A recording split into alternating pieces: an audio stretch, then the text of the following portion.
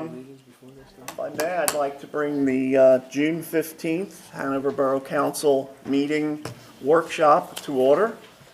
And we'll start with the Pledge of Allegiance and a moment of silence, and then we'll get into the meat. Pledge allegiance to the flag of the United States of America, to the republic which stands one nation, under God, indivisible, with liberty and justice for all.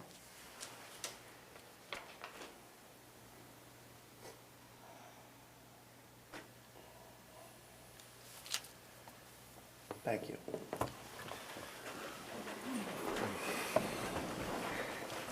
You want to start with the executive session, please? Tonight, Borough Council had an executive session from 6:30 p.m. to 7 o'clock p.m. involving the following matters: litigation matters regarding 229 Carlisle Street under Section 708A3, 4, and 5. Litigation matters regarding the transfer station hauling contract under Section 708A4 and 5. Litigation matters regarding emergency repairs to an abandoned building requiring to ensure public safety under Section 708A4 and 5.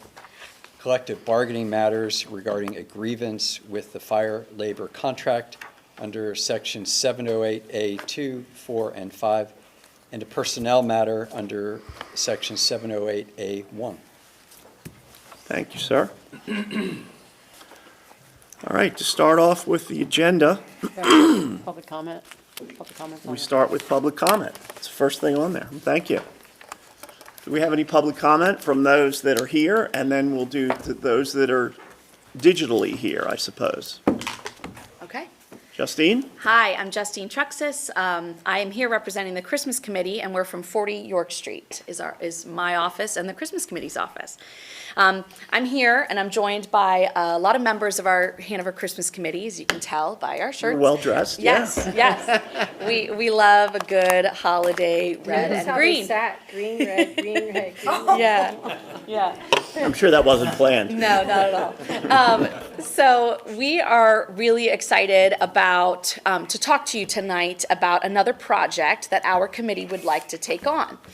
So we've had a great deal of success getting the holiday activities a lot more recognition over the last couple of years through the replacement of Santa's Cabin and the parade and the activities celebrating the 85th anniversary of Santa's Cabin in the community. And the next big thing on our goal list would be to replace the pole decorations that decorate in town, so there's 50 total, but there are 42 in downtown proper, and then there are 7 that line Eisenhower Drive. So what we would like to do is ask for the borough's blessing and work as a committee to purchase new pole decorations and kick off a large fundraising capital campaign here in July to replace all of the pole decorations throughout the community. And so what our committee has done is I have a document that I'll hand out to all of you to look at. But what we would like to do is get your approval, blessing to be able to purchase these as a committee. We operate under the 501c3, which Main Street Hanover operates, and then be able to purchase the decorations and give them to the borough to use in Christmas of 2023. So what you'll see in the packet, Christopher Arter with Christopher Kringles has done an incredible job of creating an inventory of all of the decorations in the borough. And what he's been able to do is find a company located out of Allentown that can provide new pole decorations. And he has a quote that he's been able to present to the Christmas Committee. And at the May Christmas Committee, he brought a number of designs that the Christmas Committee all looked at. And in a shocking turn of events, as you all work in committee, you recognize that unanimous decisions are very hard to come by, but the Christmas Committee unanimously chose a design that we would like to pursue, both for downtown and for Eisenhower Drive. I have photographs of that here in this packet that I can pass out in a moment. some of the benefits, so these decorations are probably 50 years old, and so some of the benefits of replacing these would be the LED lighting, first of all, to help to save money and to create kind of a much brighter decoration itself, and uniformity. Right now, you'll see the Christmas decorations are in varying levels of kind of age and wear and tear, as well as different lighting settings, some cool, some warm lights. So this would be an opportunity to improve the aesthetics during the holidays for the entirety of the borough. So I'm going to go ahead and pass this out, this kind of document, this game plan, if you will. And in the document, you'll see, sorry, I'll sit down.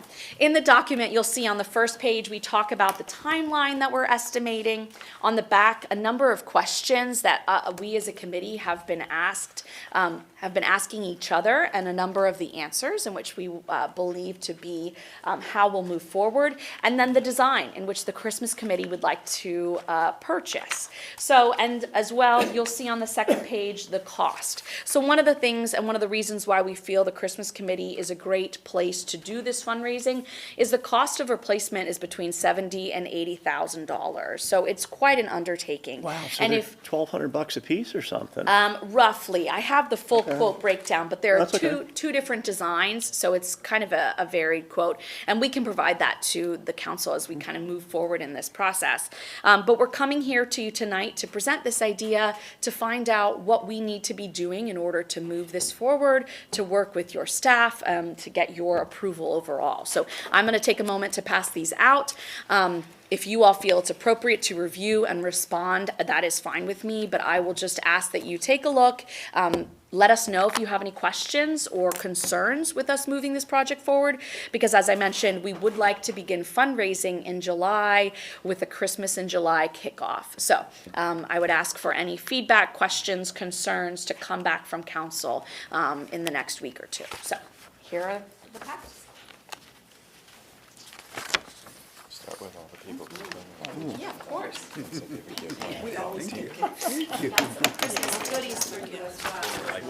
Thank you.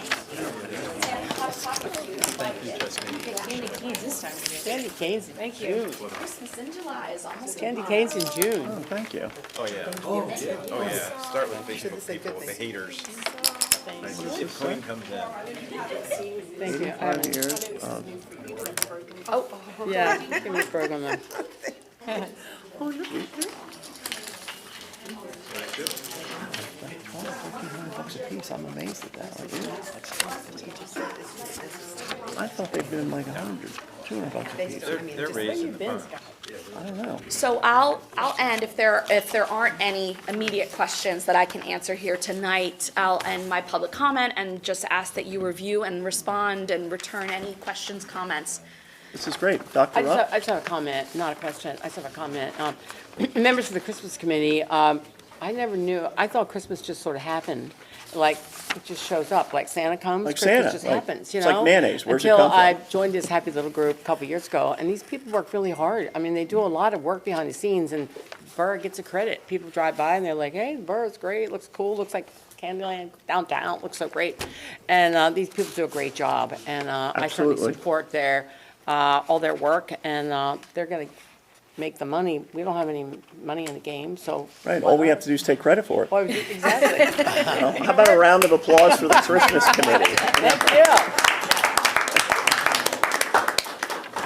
All right, Yeah. thank you all for your time, I appreciate it, and I look Thank you for forward your to hard any work. questions, comments in the coming weeks. I didn't mean to Thank be you. negative, I was just surprised they were that expensive. So it They are. tells how hard you have to work to make it Yeah, happen. and that cost itself, we are continuing to work on what that estimate is based Oh, I on the get it. provider.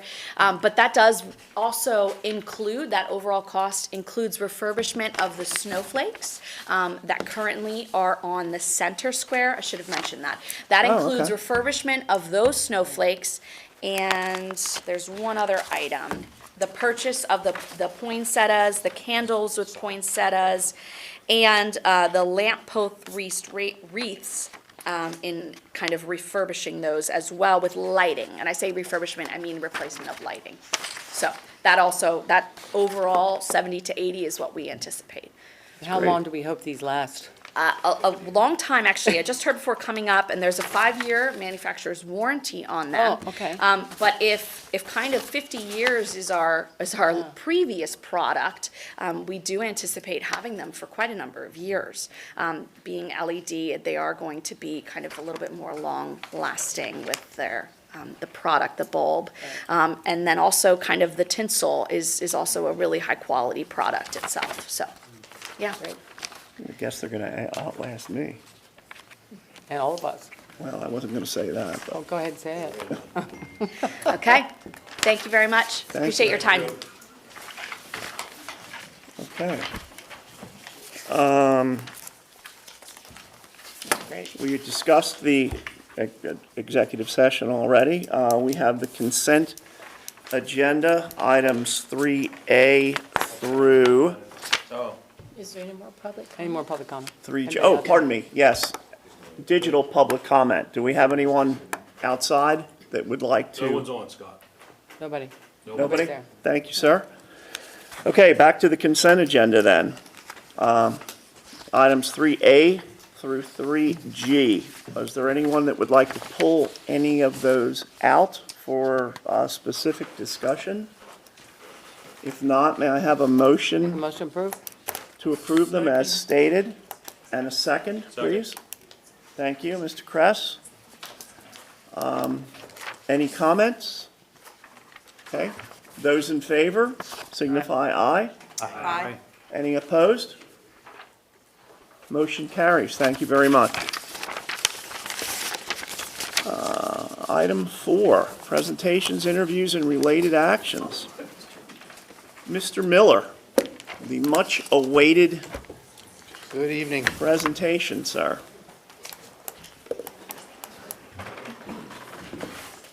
Thank you for the opportunity to come in this evening, give you a little bit of overview of what we've been doing and where we plan to be going. You don't mind advance the next slide, Walt? Thank you. You have to do the date. So since we started with our iWorkQ electronic platform, that actually started back in July of 2021. Did a little bit of tracking and some analysis, obviously, to get where we are today. And our requests for service or filed complaints are around 745. That number continues to grow. Actually, in the last week, between Wednesday and Friday, we handled a little over 47 complaints that came in. Each one also involved issuing a notice of violation or citations, so on and so forth. We processed 862 building permits. We've also processed so far, now this is since March, if we could go back one, thank you. It's since March of 2021, and you'll hear me talk a little bit more about this, where we actually developed a standalone module just to track zoning. We've only been tracking that since March, and we've had 130 zoning permits since March. Current total investigations and permits is 1,737, but again, that number has went up in the last week for the presentation. Of course, we had to have a cutoff point. Next slide, please. So what are our highest call volumes or complaints borough-wide? Weeds and grass, especially this time of year. Garbage and rubbish, abandoned vehicles, life safety issues in both commercial and rental properties, non-working smoke detectors, blocked exits, things of that nature. Blighted property issues continue to roll in as our top 5 complaints. Next slide, please. So what are the different types of building permits that we process? Residential buildings, commercial building permits, stormwater management, and anything on a property that would be altered over 500 square feet, as our stormwater ordinance calls for. Change of use and occupancy of buildings. And again, we follow all strict Uniform Construction Code and MS4 regulations and guidance as required because we've adopted those codes. Next slide, please. In our zoning permits, we're looking to track principal land uses and to permit principal land uses, accessory land uses, in-home occupations, and transient retail licenses, or you may remember them being called peddler's licenses. And again, we follow strict municipal planning code guidelines as required. Next slide, please. So what have we done so far? What we did is came in, when I say we, I mean the entire staff. We worked together as a team, and what we did is looked at all the different processes within the department and the division, and we streamlined our online phone complaint process. We set up a complaint station upstairs on the counter where folks can come in if they're in paying a water bill or something of that nature. They can come in and actually file a complaint, fill out the form, put it in a bin. We check that bin 3 times a day. We take their complaints and we follow up with them. We've also improved phone call and email responses. They can email us directly with a complaint, or they can go on the borough website and email a complaint if they find one or so choose. Next slide, please. We've ceased the practice of our zoning and building permits being this one and the same. They are to be separated, so we went ahead and did that. And you'll hear me talk a little bit more, like I said, down a couple slides from now about updating our zoning platform, but we have separated those. We've streamlined the applications and invoice processing and bookkeeping. We've made it easier for folks to file for permits online. We've updated online permitting processes and workflows as to how they come in. We get email alerts now when somebody files for an application, so that way we can go ahead. We have a review process for every application that comes in to make sure that they're meeting the letter of the law, and if there's missing information, so on and so forth. With the information that we gather from these folks, we now have an avenue to call them back, email them back, that sort of thing, and gather that information and try to help them out with the permit process as well. We've created separate residential and commercial permit applications online, which also helps us out a great deal for a couple of reasons. One, people were getting confused if they were filing a residential building permit, and they were getting confused with some of the information that was being asked, because obviously a commercial permit was much different. But a commercial permit also requires a lot more information, and a lot of that information comes from the design professional, such as an architect or an engineer. So what we did is we actually separated those both out now, and we're making sure we're gathering what we need to gather. We're also making sure that we're tracking true costs of what work is being done, because that equates into permit fees then for the borough as well. Next slide, please. We've updated our zoning process. Again, like I said, we developed a new module for that. We have the creation of the new module. We have creation of an online zoning application, creation of an informational sheet, and all of our permits now actually have an informational sheet that is online, and right before you go to actually file for the permit, there's also an informational page that comes up, tells you what permit you would need for what, that sort of thing, and to click here to file the permit. Again, trying to make it easier on the citizens to file for those, and creation of the standalone zoning permit that we issue out. Next slide, please. We've updated the process for receiving them. We created the informational sheet. We updated the invoice processing, and we added credit card online payments. Let's talk real quick about the invoice processing. We've actually built all the costs into our iWorkU platform. We've updated all of those things so we can actually produce an invoice at the same time we're producing the permit. This way, the citizen who comes in to pick up a permit will know ahead of time exactly what they owe. And we include, if there's third party, meaning we send something out for a plan review and there's cost for that, we include their invoice to the borough to show the citizen what exactly the cost is and why, so there's no guessing. Everything's right up front.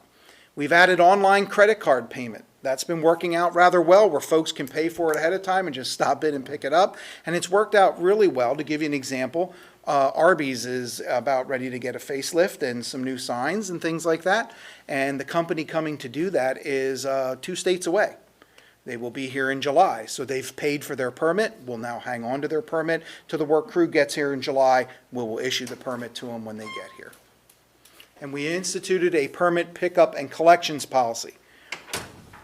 We had permits that were laying for quite a while, and we didn't want to have that. We also have a collections policy. If you don't pick the permit up within so many days, there's an added fee, so on and so forth, for the incentive for people to actually come in, pick up the permits, pay for it, do the work, call for the inspections, that sort of thing, and basically have follow-through on all those permits that we issue. Next slide, please. So coming soon, we're developing a planning module. and we're getting dangerously close to getting that tested and on the road, so to speak. Basically, what we're doing there is we'll have registration of vacant or abandoned buildings, registration and licensing of short-term rental units, migration and registration from KVS over to our iWorks system, new online license and registration processes, and auto-generated violation letters and auto-generated renewal letters and certificates to be issued to the rental units, to a vacant property, so on and so forth. We've now went to a color-coded system within the division. Orange is always going to be enforcement. Green will be for a vacant property, like a certificate issued for a vacant property, that sort of thing. White would be for the zoning. You get the idea. So the reason for that is you're going to hear me talk about sharing this information with all the public safety disciplines in the borough. But this way, as someone's driving down the road, if you're looking over at a property, you see yellow, you know it's a building permit. If you see orange, then you know it's a condemnation or a stop work order, so on and so forth. If you see green, then you'll know it's a vacant property. If you see magenta, then you know it's going to be a rental property. You get the idea. So it just makes it a little bit easier to identify what's going on with the building. Next slide, please. So we've updated notice of violation forms to improve our legal defensibility. We've created individual officer entries into our system instead of having one general entry. Each individual code officer now has their own entry and goes in and produces their notice of violation or logging of the call, so on and so forth. We've updated all the IWRQ codes on the platform to include our local ordinances, and we're continuously updating them. So now we just don't have the property maintenance code violations in there. Now we have building code violations, we also have local ordinance violations, so on and so forth that we've built into there. So now we can streamline the process and get one notice of violation out rather than doing one in this system and doing one in another system. Everything's been merged, and it continues to grow from there, and we continue to input the data into it. Next slide, please. So what are some administrative changes that we've done? We've adopted standard operating procedures for permits.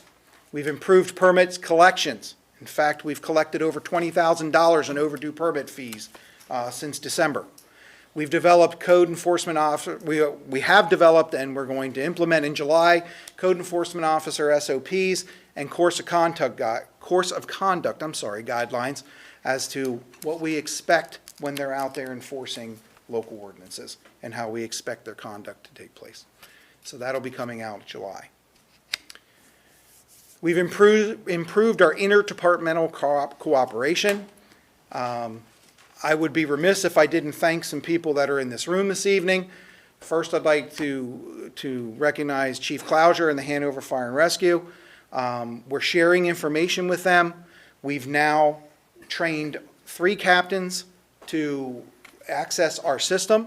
So when they are out on calls, they'll be able to access our system and get owner information, see real-time data as to what happened, that sort of thing. If we put notes in there for officer safety where it would come up and flash yellow, there's holes in the floor or a dangerous dog or something of that nature.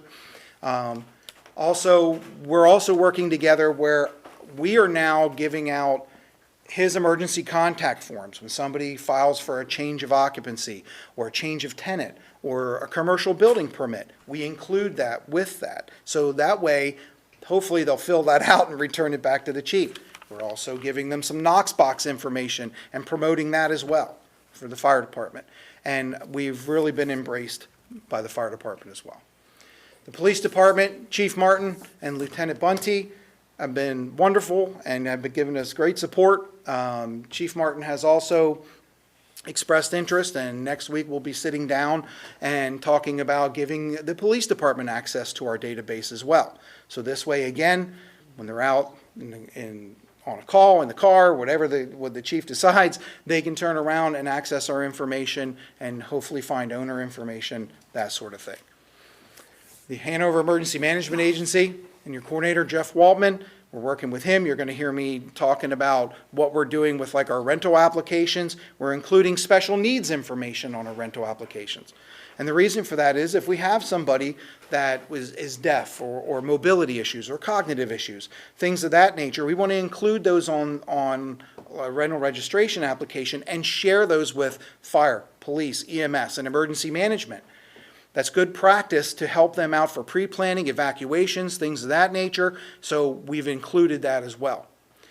Department of Public Works, AJ and Lori, I can't thank them enough. I probably call Lori about, I don't know, AJ, 5 times a week and say, I need this property cut, I need garbage hauled away, whatever the case may be, and they've been very receptive to that and very supportive of the division as well.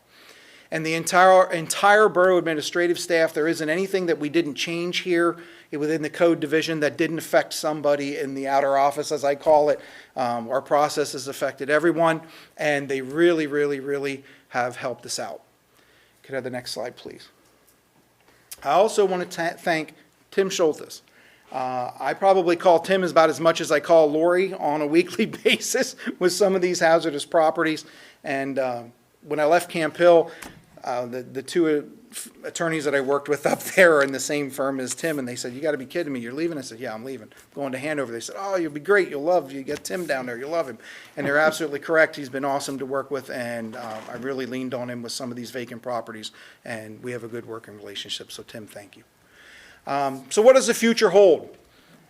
We want to start doing some borough-wide fight blight initiatives. We did a test pilot program on one of our blocks where we went in and we ended up writing 20-some homes with different violations. We want to do some block sweeps for nuisance complaints and quality of life issues. We want to work increased abandoned and hazardous vehicle enforcement. You know, vehicles up on blocks, jack stands, things of that nature. So we're actually working right now with Solicitor Schultes to get some text amendments, and you'll hear about that down the road, to our ordinance there. We're going to attempt to get JNet access and certification for the Code Enforcement Division so we can run VIN numbers and plate numbers and things like that and try to find who these owners are who are dumping the vehicles in Hanover or belong to the vehicles, so we can send the violation notices out and do what we need to do there. Review and refine to our collections. Amy Hill. I've been working with Amy Hill on that. She's been awesome to work with, and I'm sure you'll be hearing more about that in the future. And again, that's a collaborative effort to make sure that we are bringing in money that is owed to the borough. Updating of safety equipment within the division for everybody that works there as well. Next slide, please. So what are our needed resources? Additional part-time code officer from our third-party provider. I see us needing someone from like May 1 through November 1 during heightened periods of activity. We really need more additional hours for the code officer that we have coming in now because it's summertime and we are extremely busy. We're looking to get wireless enabled iPads so we can access our iWorkQ system in the field and also current and real-time GIS data information. There is some officer safety equipment that will be needed. Down the road, I would love to see us have some type of additional portable radios on a borough frequency so we can communicate between the office and the officers while they're out in the field. And of course, funding for annual update training, which seems to be never ending. Next slide, please. So with that, I'd like to thank everybody who's been supporting the division. To be quite honest with you, I'm really enjoying my time here in Hanover. Everybody has been very supportive, and thank all of you for the support as well. And I'd like to open it up to any questions you may have. Good work, first of all. Thank Very nice job. Yeah. Thank you. Chris, thanks for running a marathon in such Yeah. a short time on this Awesome. effort. I'm not quite sure where it would fall under the category that you laid out, but Eric and I have had numerous talks on how to deal with the sidewalks. Some of them are bad shape, but some of them are just total hazards, non-passable for anybody in a wheelchair or anything like that. And they've just been, nothing's happened with them for so Future long. project, really. Yeah, I mean, just something we've got to figure out how to, it's gone on so long, it's just really become a disaster in my view. So it's just how we can figure out moving that. That's something we can certainly take a look at. I can tell you, we have issued some violation notices as we receive complaints, and we go out there. I will also tell you, we're taking an approach that if we get called for a certain complaint, high weeds and grass, and we go out there and we have broken windows, garbage, rubbish, sidewalk issues, something like that, we're writing everything we find. We're not just responding to just that complaint. So that is something that I will also pass along to the other officers and see if we can, So when you do your sweeps, is that when you're anticipating evaluating those situations? yes, Okay. yes. Like I said, we did do a pilot sweep in one particular neighborhood. I wanted to, honestly, I wanted to see how it was received. You know, How'd it work out? I'm new here. Not too bad. It's like the tax bill. You How happy with that? how I thought it was gonna go, you know, I mean, no, Could have been worse. nobody wants to see the code enforcement officer on your doorstep. I mean, let's be honest, you know? But, it wasn't as bad as what I thought it was. Gaining some compliances have been an issue, but we're working on that. So, but I really wanted to see how it was going to be received, to be honest with you. When you collected that money on those overdue permit fees, that $20,000, does that $20,000 go back in your department? Where does that money go? I believe that goes to general fund. I could be wrong on that, and that probably would be a question for Eric. Yeah. So I apologize if that's Our wrong. revenue goes to the general Goes back in the fund. general fund, that's what I Because thought. that's where your expenses go too.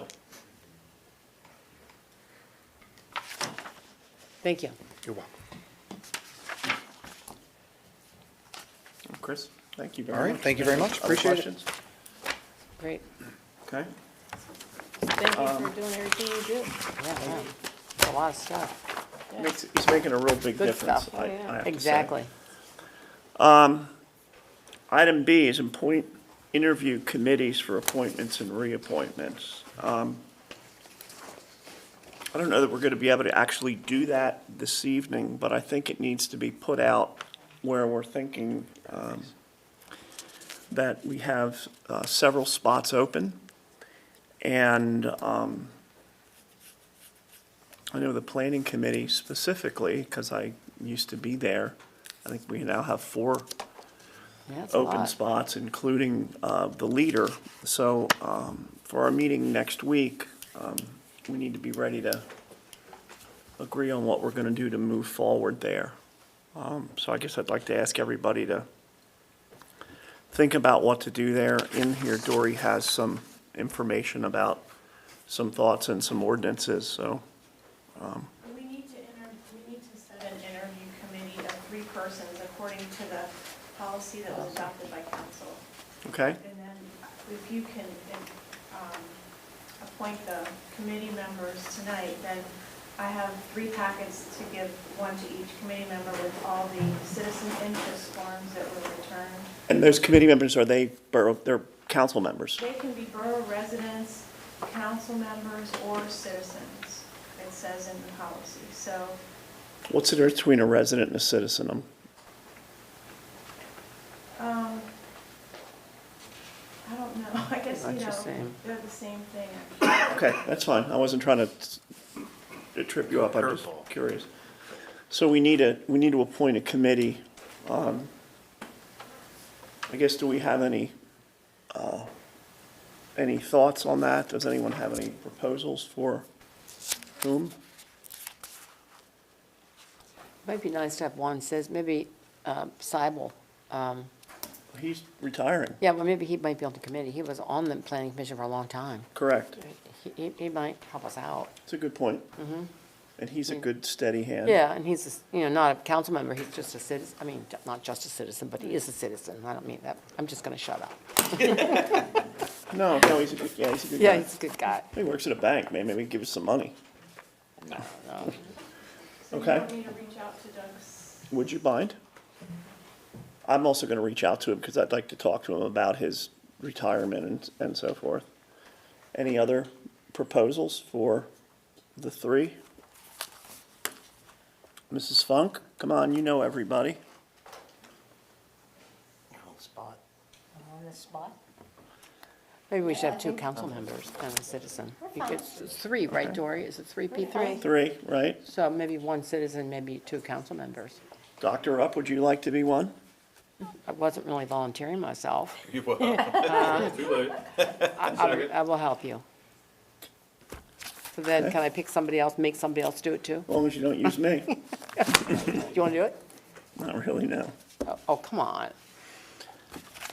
I would be like a 4th alternate or something if that would, A fourth alternate. well, an alternate as number 4. All right. Who wants help over here? Don't all raise your hand at the same time. I mean, Come the on. mayor knows everybody. She I'm on the represents the commission. the Oh, town at you can- large. Okay. I'm tapped out till August. Oh, geez. Tim? My staff is leaving for You're good at vacations. interviewing people. No one else said. We're fine. Sorry, I don't have time. Tim's got grass to cut. No, bigger fish than that. Well, Then I all right, guess well, we then look we'll for a leave it open citizen. at the moment, and we'll come back with a third I'll for give you a next hand. week. You'll do it? I'll do it. Brian? I'll do it. Thank you, sir. There you go. Thank you.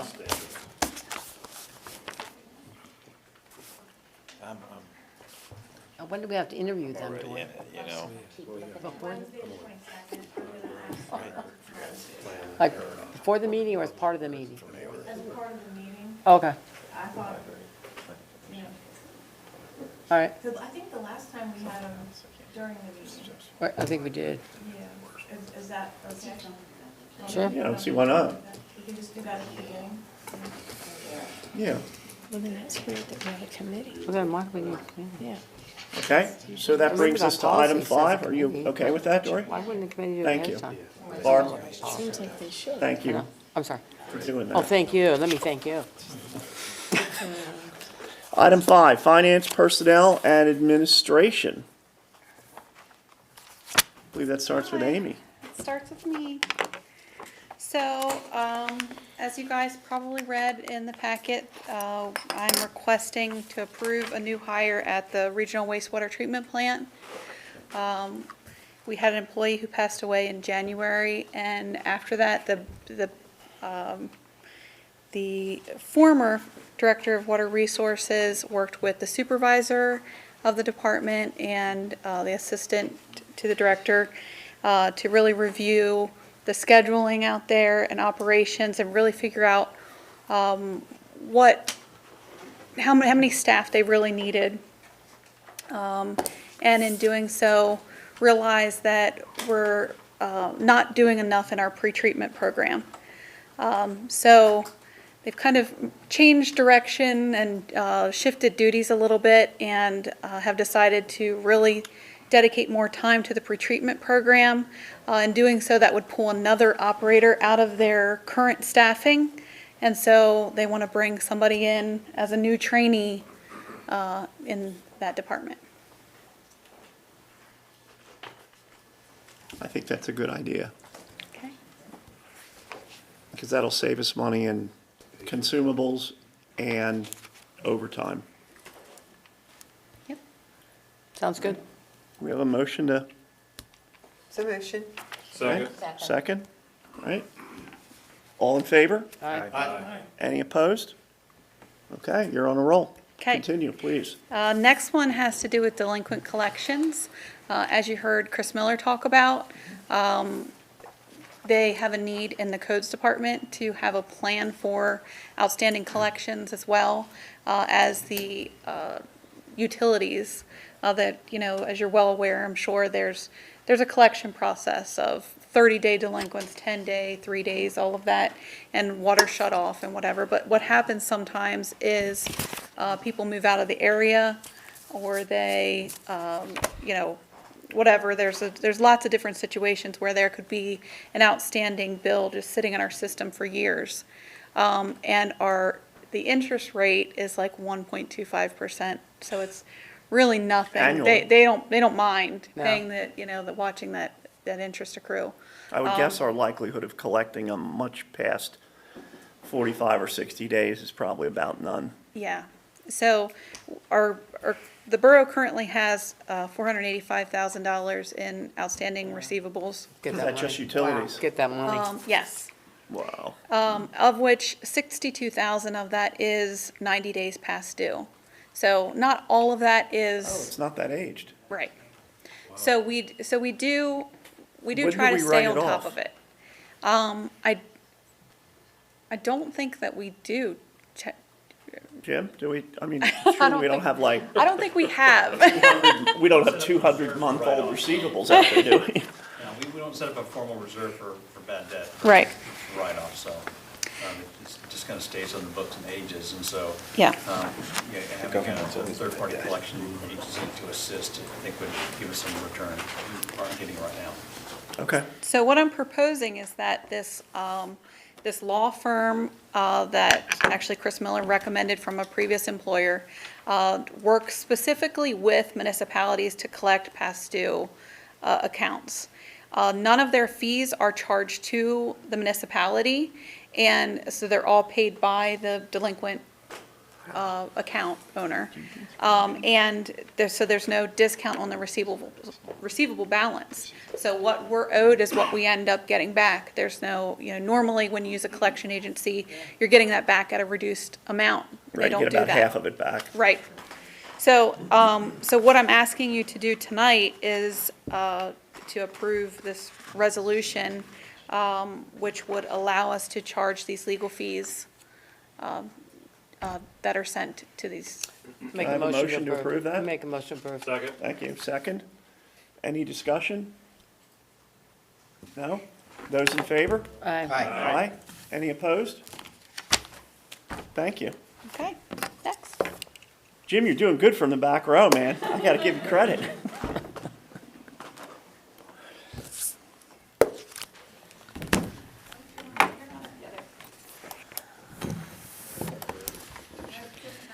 What about the budget What about the calendar, budget? Amy?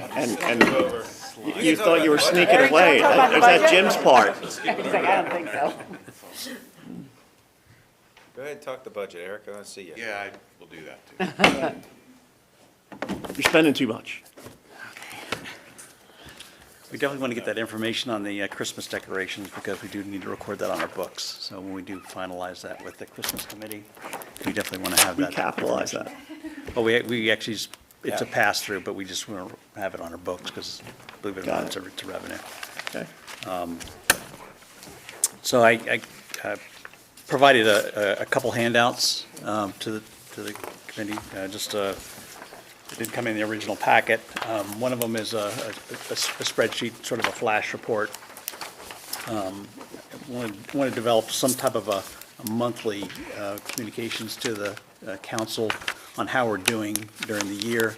There are a lot of factors that involve with our profit and loss. There's a lot of seasonality, timing issues and things that happen, but at least a snapshot, a little bit smaller than the 85-page one you receive in detail. It's a little that- much. That I'm sure everybody's eyes gloss over when they take a look at it. But again, this type of a summary is not really an indicator of where we're going to land during the end of the year. It's just for the first 5 months. On a consolidated basis, we're pretty much in line with the 21 results as far as the timing of our collections. I think on the income taxes, we're at about 92% for 2022 and about 90.1% from last year. So the real estate taxes are coming in at the right pace. Overall, on a consolidated basis, revenues from all sources are running at about at 50% of achievement versus 49, so it's only a 1% improvement. Where we do have a little bit of degradation is on the expense side. On a consolidated basis, we're about 9% behind last year. And part of that, I think, could be some timing issues. So we look at the expenses by the funds. You see the general fund's up, water fund's up, sanitary sewer is up, and the expenses compared to budget is lower as far as the trending for the year for the first 5 months. But an example of where we have a timing issue, so the water fund, their capital outlay is about $630,000 higher than comparative to last year, but there are timing issues to getting products in. Believe it or not, the capital budget for 2021, it was higher by $1 million than for 2022. So I think that's part of the reason you're seeing an increase of the expenses for the water fund. But overall, nothing really stands out that it caused me any concern for where we are through the first 5 months of the year. I'd like to talk a little bit, actually, about the financial audit. Brian Marchuk joined us from BSSF. Yep. To kind of give an update on where we are. We're working on the 2021 audit. That's a little bit later than anticipated, but again, with a lot of changes, a new auditor, new finance manager, things are a little bit delayed, but we'll have Brian give an update on that. So I'm with BSSF, an accounting firm out of Harrisburg that's been hired to assist with transition in the finance department and accounting department, just to make sure that everything goes as planned, there's no hiccups, and then also make some improvements, which we'll go into as well after about 2 sections here. But just in regards to the independent audit, so we assisted with the selection of Clifton, Larson, and Allen, the independent CPA firm out of Maryland. The partner's actually out of Hanover as well, so very close to the borough. Since the beginning of the year, we've been assisting the auditors and staff with obtaining all of the necessary documents being requested by the independent auditors.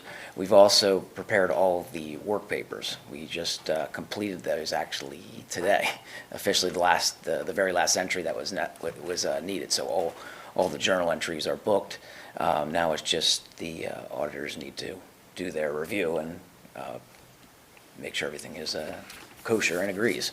When we prepared our audit work papers, we agreed to outside documentation wherever we can get it. So for example, with bank accounts, we would go online to verify those. It's the same thing with debt.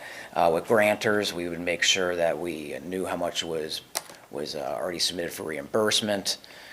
So anywhere we can view a supporting document from outside, we did that. So that's really one of the reasons why it took a little bit longer than normal as well, but I just want to make sure everything agrees. The goal is to make it easier for the auditors, and their work lists were very convenient and easy to work with.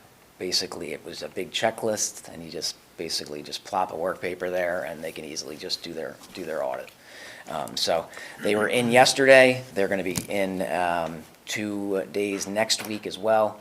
They also came in January of this year as well. So the goal is to have the audit completed by the end of August, which we are definitely on track with that. We've already assisted them in preparing multiple schedules for the audited financial statements anyway, so we don't anticipate any other delays at this point. So it's just a matter of them getting through their audits, their progress through the audit, which hopefully by the end of next week we'll have a clearer picture on. And then the last piece, which will also be next week as well, will also submit the DCD report. Yes, that was due in March. I did verify with Pennsylvania and let them know that it was delayed as a result of various circumstances that occurred. They were fine with that, but the goal is to just get that in as soon as possible, which we'll have that in next week. We just want to verify that the auditors didn't have any adjustments or questions before we did that. So I'm going to have Jim go back into the preliminary budget planning. All right. I did provide the council just a high-level calendar timing of the 2023 budgeting process. We'll be working with the department heads, June through August, and preparing their budget. We'll have a comprehensive operating plan and capital budget for all borough funds. In August, we plan on presenting to the council the enterprise fund budget for review and comment. September, presentation of the general fund to the council for review and comment. October, the council meet with the department heads for feedback on the capital projects and requests for the next fiscal year. November, the council will authorize an advertisement of the proposed budget. It has to go out for a 10-day public comment and inspection. And then December, again, targeting the adoption of the budget before the end of the year, before we start the new fiscal year. So it's pretty much a standard calendar that you've seen or experienced in past fiscal years. One of the things I did provide to the council was a revised forecast of our reserves. This same document was actually presented back to the council May 19th, 2021, by the former finance director to give you an idea of the trajectory of the reserves that we have for general reserves, which is just limited to the general fund and the combined general, library, and recreation fund. So it's just really a view of more of the governmental funds. And what Brian and I did, we went back and looked at the analysis, and we did some updates for some of the factors that have driven this model. It was a very extensive model that the finance director has set up, and so we had an opportunity to update the results. It was for 2020, he had already updated the results, and then for 2021, we obviously had a much better result as a result of the council's cost cutting and watching our numbers and limiting other non-personnel expenses. They did a good job, and they turned it around on a short-term basis. But unfortunately, you need to have long-term changes to really stop the trajectory. So when you look at this, the analysis, based off the formalization, we're going to end up having a larger change in reserves by the time we get to 2025 by about $347,000. And in addition to that, as we have reductions of reserves, we do have a borough policy where we want to keep a certain percentage of our reserves on hand as kind of a security. And as we drop precipitously with the change in reserves, that increases the amount of required reserves per our own policy, which by 2025 would be about a $468,000 increase. As you can see from the charting, you can see the reserves and the required reserves by the policy converging, which is not good news, but it definitely paints a picture of things that need to be done in preparation of avoiding that. Like turning an aircraft carrier, you just can't turn on a dime when it comes to this. Several factors in the forecast that in this report we modified was to change the results were the interest rates. The interest rate, I think, was 2.1% was in there, where obviously the consensus for 2022 is about 8.1%. Increases in the fuel and oil was, I think, is in around the 2%. Well, if it's 25%, it's 50% for this year. So I'm assuming it's doubled. Yeah, at least doubled. So there's a lot of upward pressure on our operating expenses that we anticipate, especially as we go into recession. So more impact on compensation, on healthcare costs, obviously in operating expenses. So it is something the council really needs to think about is what are we going to do long-term to resolve this? Some of the things Our biggest liability, Jim, if, God forbid, we go into recession, revenue-wise, I guess our biggest liability in the general fund would be the 1% on the earned income.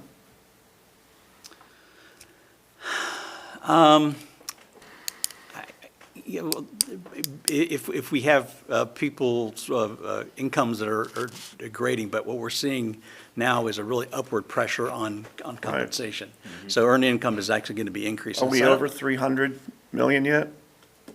300 million in? For earned income? It was like 270 or 280. I don't know what our okay. base is on. I apologize, I don't have that off the top of my head.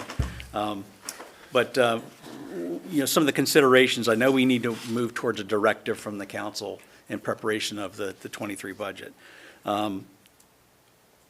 Some type of a gradual increase of real estate taxes over some period of time.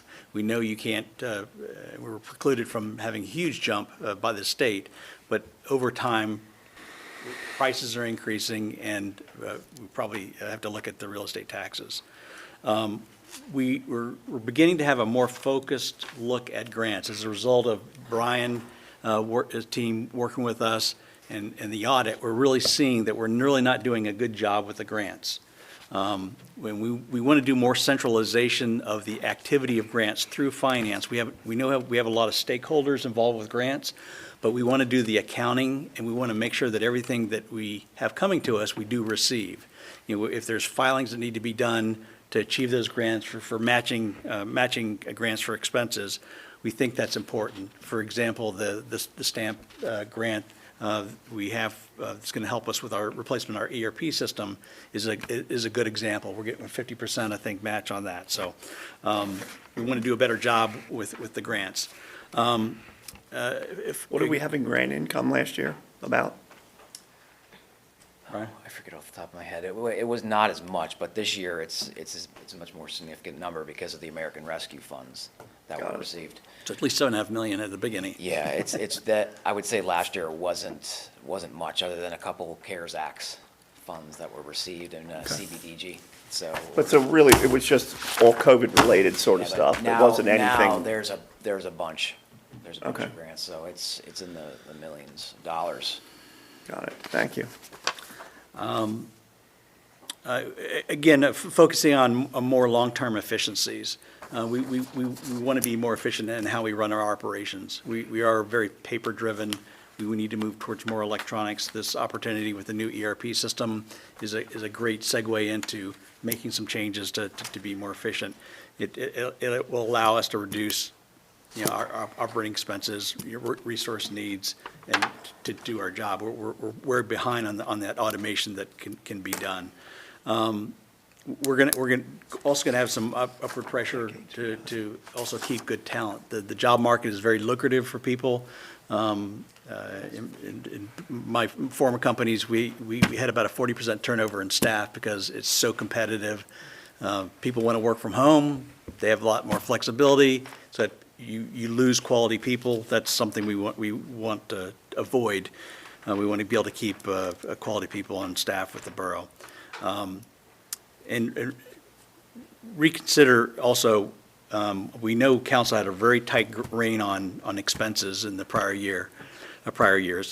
We do want to make sure that we stay within budget, but we don't want to miss opportunities for you know, discounts and things. If we delay, as long as we're within guidelines of the budget, we want to, you know, have the council consider that, you know, whether we need to have that same, you know, focus from the council on every single step that's happened.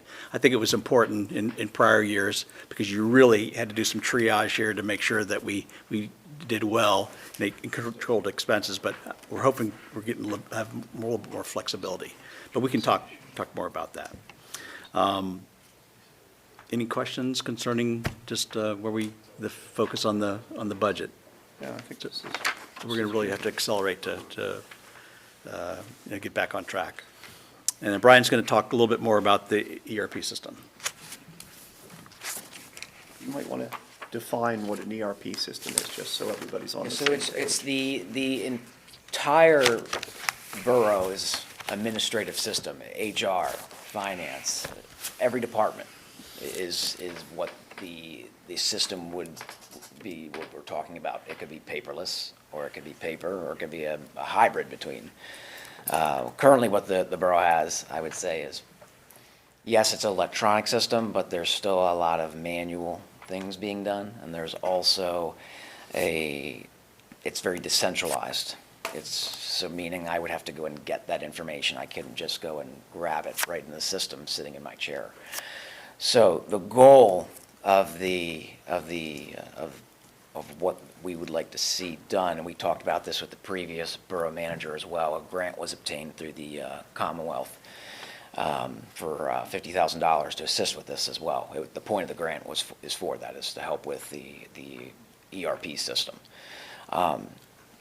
But we want to go to a system that can be accessed by all departments, that they communicate between each other, they upload information, and they don't just require manual typing, and it's easy to understand. So over the next, last half of this year, we'll be researching different systems. I have a person on staff that we recently hired at the beginning of the year who was a finance director at another municipality in York County. and he is aware of a system that he used over at he worked for York Township, that did what we were talking about here. That was it assisted with automation techniques and made it less manual and made everybody's life simpler in the end. Yes, the first year of implementation is always difficult, but it was very successful. So we're probably going to strongly look at that one just because we have an in-house instructor essentially, but we'll also be open to other systems as well. So after we get that system chosen, then we'll look at training and then understanding all the other current systems that are out there and making sure that that system that we choose makes sense to the direction that the borough wants to go. But the goal is to get as much automation as possible because as we keep moving on, it's going to be harder and harder to hire. So really the only two options are outsource or automate. So that's the goal of this project. Well, plus So- the information's so much more readily available to That- use to make management decisions. I Exactly. mean, that's the huge benefit. Exactly, and you'll have that much quicker. So the goal will be next year, just making sure we're reaffirming that understanding, learning the system, and then hopefully by the beginning, 1/1/2023, we go live with a new entire. 24? Thank you. 2024, yeah. Thank you. 23 is pretty aggressive. I Yeah, mean, that would be, We that's don't what I even meant. know what it is yet. That's- Yeah, 20, yeah, I 24. meant 24, thank you, yeah. The Time's thing, the flying by. interesting point to me, the comparison, and I have a fair amount of experience with ERP systems implementations, but if we've got about 160-ish employees full-time, give or take. And from in polling people, how many users do we have on the ERP system? And the number was well less than 10. Yeah, you can count on your hands how many Yep. people use it actively. Right, so what it tells you is it's not a tool to run the business. It's something that 5 or 6 people use, and it's obviously not so great. It's all for, it's really for back office processing right now. Right. That's really what it's for. Payables, And- receivables is pretty Right. much it, payroll. And the system itself is actually split into an old legacy system and a newer system that they really haven't connected too well. Right. So we have to do redundant entry. For instance, I set up new GL accounts today. I had to open it up in the main enterprise system, and then I'd go to the legacy standard system Right. to enter the Crazy. data. A So lot of double- extra steps. So this double isn't entry. like getting a new iPhone every 6 months or something. Right. This is like, we're going from a dial phone to maybe an iPhone, if we're lucky. It will be complex, but once we get past that first year, Right. But it'll the be. users have to pull the new system in. We can't push it down on them because that's a Is it Total safe failure. to call this ERP system software? Yes. Okay. yes. Yeah, And it's so- ERP's Enterprise Resource Planning. planning, right. And so it's And so it's really supposed to be complete from, soup to nuts, not only the financials, but help them to run the business. For example, one of the most important things that happens here at the borough is billing. And, what we do is we send out the paper invoices, because I hear them, because it's going clackety, clackety, clackety, clackety right next to my office every day. Right. So- On an impact On impact, yeah. Yeah. And that's just the folding part. pinwheel, yeah. So we need to kind of step into the 21st century with delivery of My point is, invoices. you have options, different software packages that you can go with, and you will consider support for this system as far as setting it up and using it? Well, absolutely. In fact, we do. Because support could change, you could buy a really cheap system that has huge support or an expensive system with no support. You know what I'm getting at? You have to consider that when you're buying a huge software package like that. Oh, absolutely. In fact, we do have support with the existing system, but it's very limited. And so we need to have a system where we can be supported. But it's also, as Scott had said, it needs to be something that majority of the people in the organization are using. For Right. example, paper timesheets. No more paper timesheets. You should be able, you put your time in off your mobile app, Right. off your phone. Right. We need to step up a little bit here, and make it easier for everybody to use the system. Yeah. Again, and also a system, can also be interfaced, like, for instance, if, the permit system could be interfaced in, so we could actually take a feed in for revenue as opposed to manually entering in the There's a activity. chance you won't use all its capabilities up front, but maybe grow into them. Yeah, and in fact, well, and these cloud-based systems today is, the advantage is that you always have the most up-to-date system. Maybe the disadvantage is, there can be options in there you won't use. Right. But you can customize them and configure them to what your needs are. Right. Today, we see new fields come in on the old system, and we don't know anything about it, because they're, sending it out to everybody. But we need to make a system that's user-friendly. People are gonna, rely on it, and it can't be just 10 people out of 160 using it. There's probably some systems that are more popular than others, or are geared towards different size municipalities and whatnot. Absolutely. And so I you mean, gotta consider. yeah, you wouldn't wanna where you're work- Shopping, where you're looking.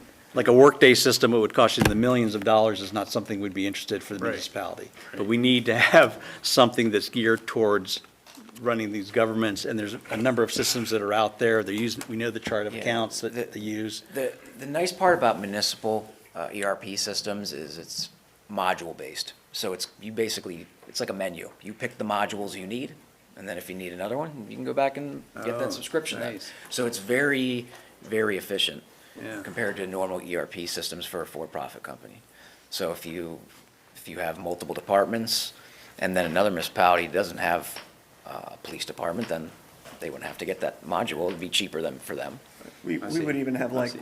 online visibility, in theory, to like what we have in inventory in components for Nice. water and sewer and so Yep. forth, which we probably have that today, but Having it it's all access. probably on a accessible to static everybody shit is nice. spreadsheet somewhere Yeah. that Yeah. you'd play hell trying to audit or inventory that spreadsheet to the actual physical on-hand And they're merging balance. systems the way it sounds now. and- They're gonna talk to each other the whole time. Yeah. Right. There's gonna be less manual. Really, the goal throughout this process will be to look at any place that we see something manual.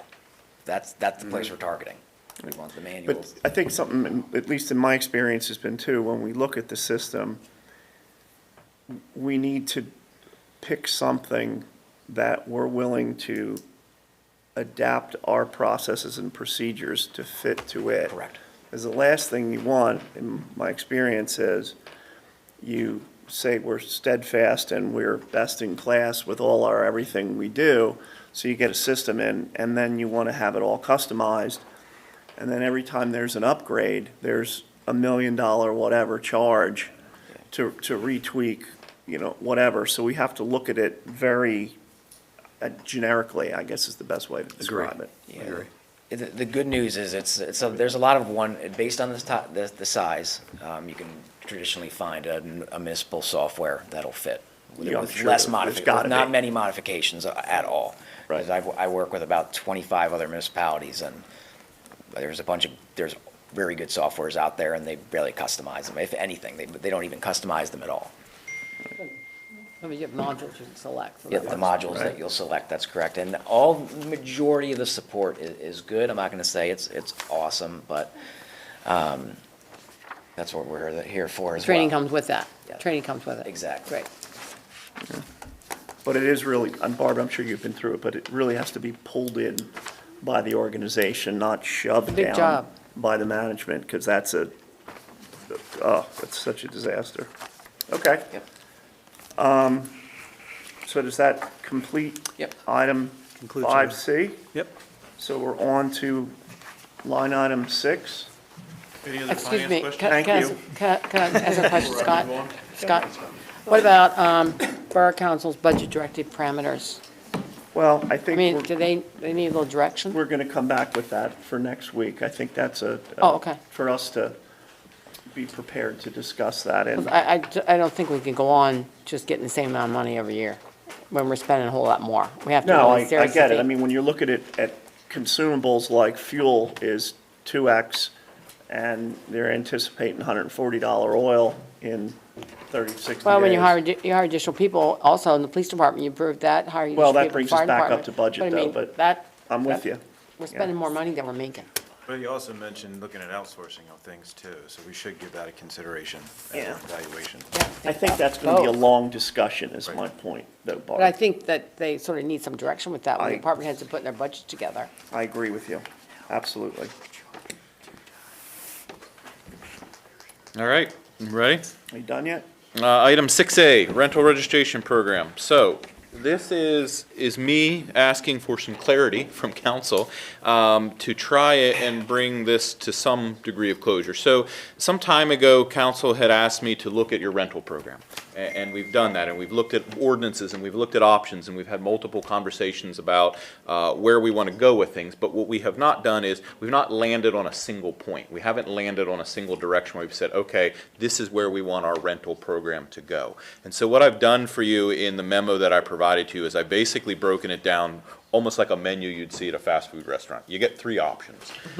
Your first option is the do-nothing option, and that is the option that says we're not going to do anything with the ordinance, we're going to continue to subsidize rental programs, and the only thing that's going to happen is my department's going to move that database from where it is now into the iWork platform that Chris talked about. So that's the do-nothing option A. Option B says that we're going to redo the ordinance, we're going to modernize the ordinance so that it has the tools and things that my department needs to help the borough manage rental in the borough, and it's going to stop short, though, of requiring inspections of those units. So it's going to have a brand-new ordinance, it's going to have brand-new rules and regulations, but those rules and regulations are not going to include inspections. And we are still going to move the program over to iWork as far as the rental registration database. And then finally, option C says we're going to do a new ordinance, but we're going to require inspections of those units. So as part of the licensing program, you would be obligated as a landlord to have an inspection of those units to make sure that they're where we want them to be, that they're meeting the current property maintenance code and things like that. So what I am seeking from council is largely, which of those three options do you want me to focus on? Because what I need to do then is to make sure that the ordinance that I would hand to you, if that's the route you go, is reflective of what your desires are for that. I've distributed a draft of an ordinance. You guys have all taken a look at that. You've offered me some great feedback. I've kind of weaved that into there, but we're at that point now where I need some direction on what you want to do so that I can finish my work on that ordinance and we can begin the process then of going through public hearings and things like that that are needed.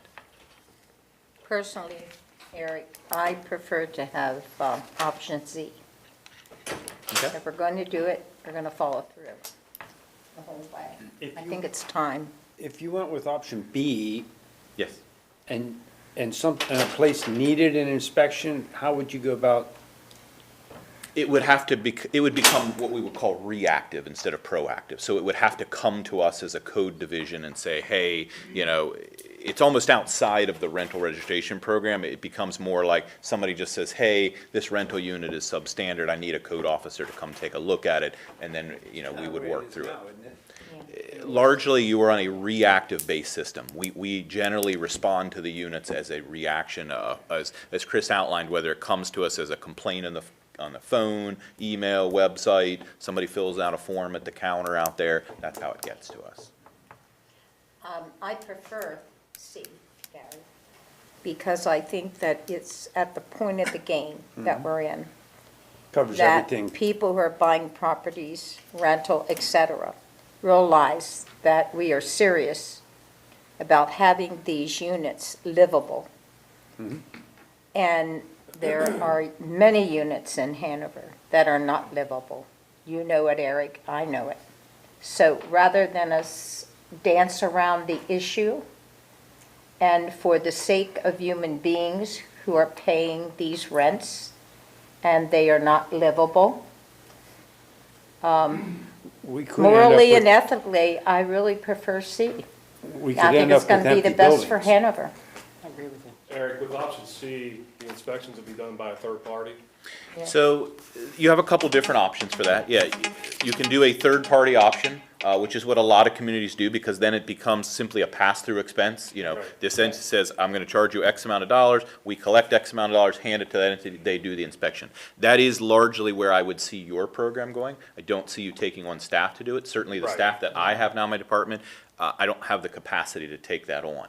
The other option that you can consider too is allowing the owners of a property to, if they have a certified inspector, and again, that's the key word, is they would have to prove that they have some right to be an inspector.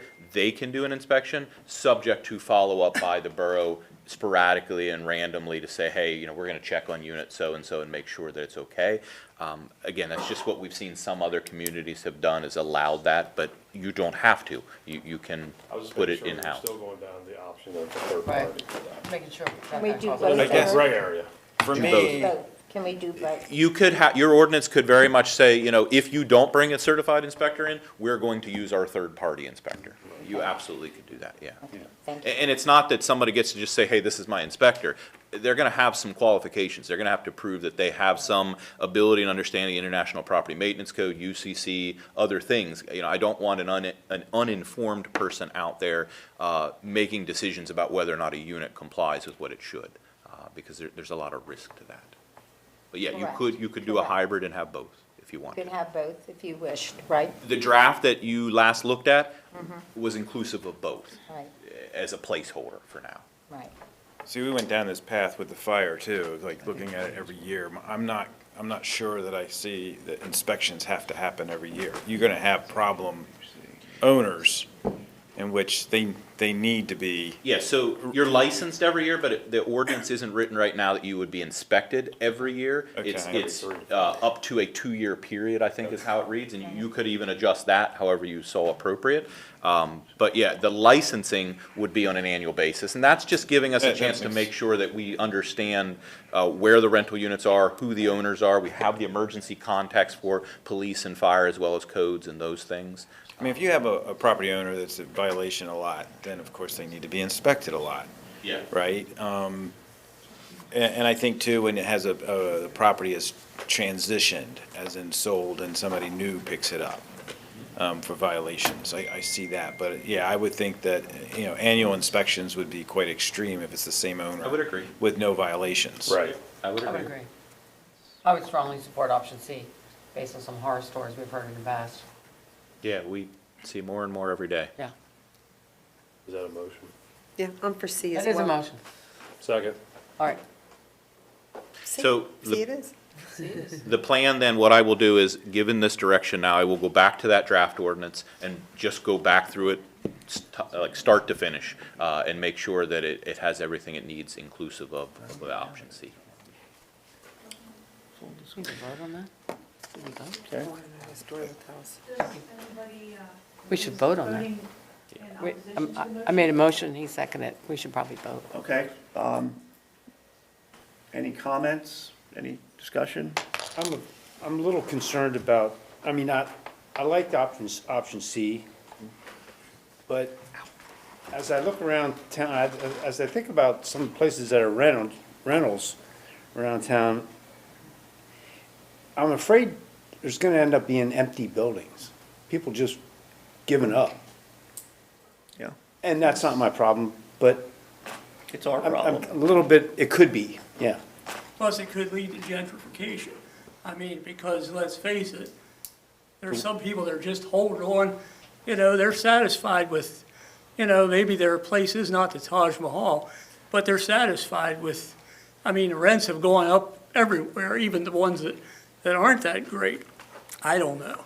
I don't know what the answer is. It could cost some people a lot of money. I think But it you would- could but- end up with a lot but of it's They those homeless may people. need to do that, I understand But that. it's the landlord, if they're renting it, that has the responsibility of the life and I safety of understand, the but building. sometimes that's not as lucrative as it might look from the outside either. Understood, and then they were forced to sell. But they're also in that And ordinance, so you then have, the you occupant could. has You the got empty responsibility. buildings. But at some point, One life. you have to start raising the bar, Right. Yeah. or you're just gonna have, you Yeah. know, I understand. Right. subpar.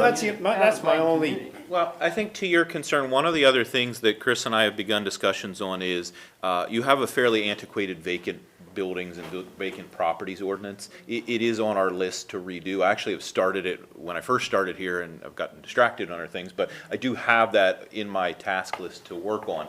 a good, sound, efficient vacant program is how you would manage making sure that you don't start to get a bunch of empty buildings. Right. And you do that a variety of different ways in that ordinance with incentives and things for them to get that building back into working order as either apartments or as maybe something else, if it's appropriate. I mean, I think overall within the borough, you got two issues. You got public lack of maintenance, and we have private lack of maintenance. And we've got to address both in order to have the quality of life. Right. So, you know, you can't have sidewalks where you'll break your neck walking because we don't have street lights. So you can't see walking from the square back home because you got, you know, sidewalks jacked up this high.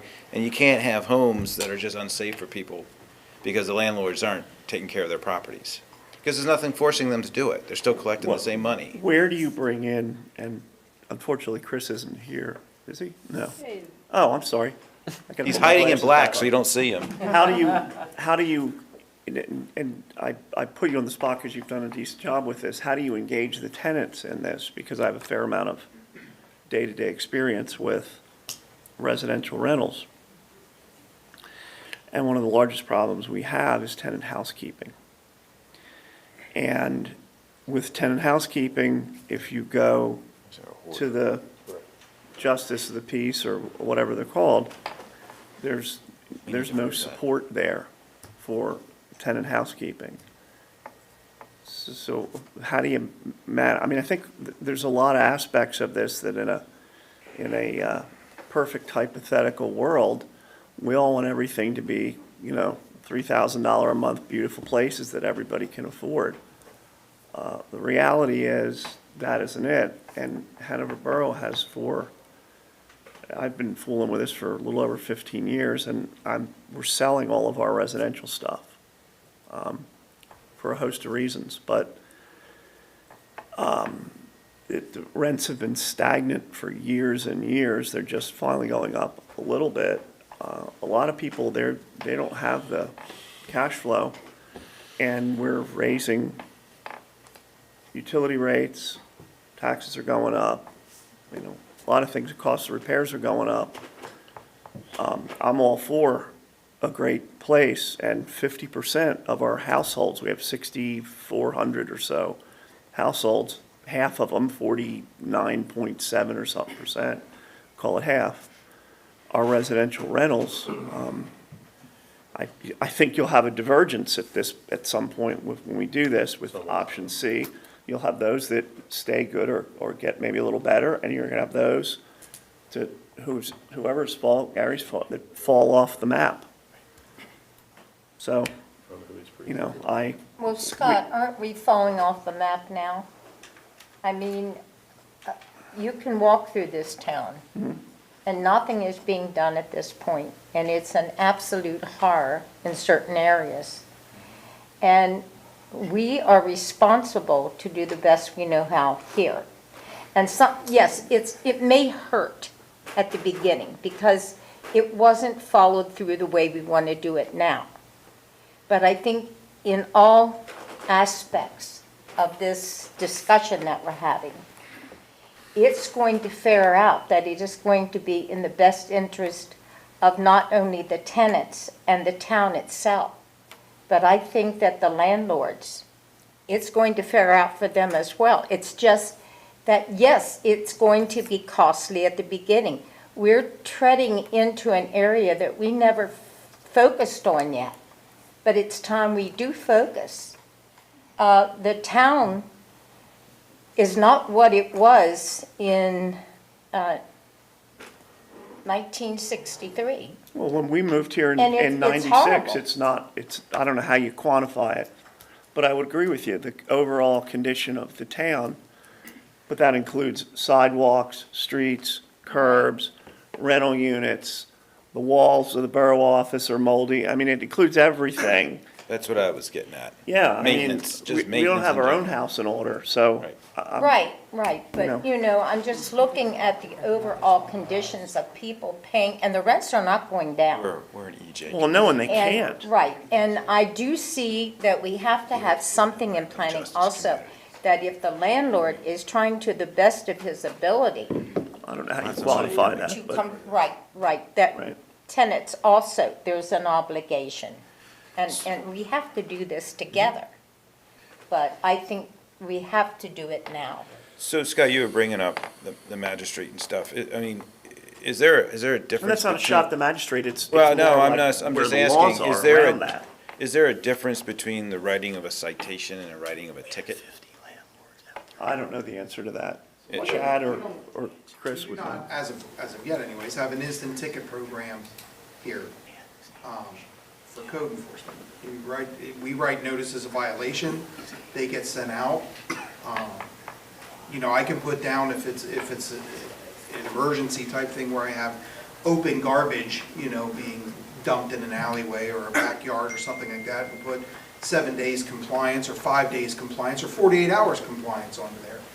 Unfortunately, the way that our ordinance is written, they have a 20-day appeal period. So I can or another officer can't file a citation until the 20-day appeal period is up. So for all intents and purposes, that garbage is going to sit there for 20 days, okay? And I'm going to have every neighbor on either side of it calling me, you know, every hour on the hour. And so after that, we can take action as far as sending Public Works in to clean it up. Write a citation at the MDJ level. You know, that sort of a summary citation at the MDJ level, that sort of thing. But those are the recourses that we have. Well, it sounds like there's corrective action that needs to be done there. I mean, I think what Chris is doing is gonna make a world of difference, and initially, that's a huge step that'll get us through the next year or two with a big improvement, but There is I mean, a I think there needs to be a s- section in the ordinance that has the responsibilities of the occupant as well. And it talks about garbage, it talks about disposal. I mean, there are responsibilities of the occupant, which I really like to see, because as a landlord, you could have a bad person living there and they just don't move out. So there are some responsibilities on the occupant as well in this ordinance. The property maintenance code does allow for us to write up a tenant. There are certain things, certain parameters within the property maintenance code that says, you know, you have to have a working smoke detector at the time you rent it. It has to be free of pest, vector, vermin at the time you rent it. a perfect one is the smoke detector. I After thought that- it's brilliant, because the property owner's responsible to put it in, but then the issue, and this has been brought up in prior council meetings, was they have 9-volt batteries in it, and every sort of nerdy engineer boy tenant is always harvesting 9-volt batteries to do more interesting things with. I mean, and they take the 9-volt batteries out, or they take the smoke detector out because, you know, you burn the stuff, or you're smoking some dope, or whatever it is. And you come in, and it's not there. Chief Clauser had a issue at one of our units a couple months ago where there was a issue, and the tenant complained they didn't have any smoke detectors, and he was there and chose the spots where we put them. So he was able to call them on the spot, but that's by far a rarity. You know, again, we're getting out of it. I just don't want to see us. I think the point was, is that looking at the SOP and the process of whether you can streamline it and keep as much of the responsibility within the hands of code enforcement before having to go to court. Yeah, Because at that point, it's a waste of time. We currently have tenants under violation. As of tomorrow, there'll be a couple more that are under violation. And I think what we're talking about is just giving him direction. Right. We're That's not all we voting need. on this thing tonight. We need to vote on Correct. this. We need to call the Yeah, question. but this is just to give him more direction to That's all. focus on what we're looking for. We're not. And I don't voting. want to get too involved with it because I'm biased Right. and I should recuse myself from it at some point. But he's gonna So come back to us with a revised ordinance based upon our vote, right? It's just I think that's This a is good, just. what direction are we pointing Eric in? Yeah. Yeah. We have a motion on the table. We have a for motion. option C. Well, Eric said we could put it together. Can we not use not just one, but the other? For inspections? Yes. Yes. Yes. So, you know, I'd like to try it this way. I mean, we can always readjust, can we not, Eric? well, could we have a proposal to Doty's point that says, okay, we're going to do A, B, and C, and these are the deliverables for A, B, and C, and these are the timelines, and these are the checkpoints and approvals That's by too the council? complicated. No. I think just Yeah. going I with think C. you've already been there. I Right. mean, Yeah. we've talked about this for 6 to 8 months. it's kind of why I gathered them up and put them in Okay. 3 little pots for you guys, just to try and simplify it so you Once can really again, this is focus. just to point Eric in the right, in a That's all it direction. is. Right. Okay, so we have So a it comes motion up- on the floor then to vote for C. Yes. So Can we have a motion. vote on that? Those in favor? Aye. Those opposed? Aye. So he'll come back with us with the ordinance using the C. Correct. Right. I will thank you. distribute to you a draft that you will Super. again get to look at, and it will be focused on option C this time. Okay, Thank you. Thank you. Eric. Thank you. Yep. 229 Carlisle Street, so this deals with a quiet title action for access off a property that actually the borough has. There's some interest in this, so my seek is to have council approve quiet title for unopened access off of Railroad Street for the property at 229 Carlisle Street. This is, Somebody make a motion. Adjacent to the library. yeah, this is the motion to approve the quiet title action settlement. So I would motion. make a Yep. motion. or- Second. Second. Any comments?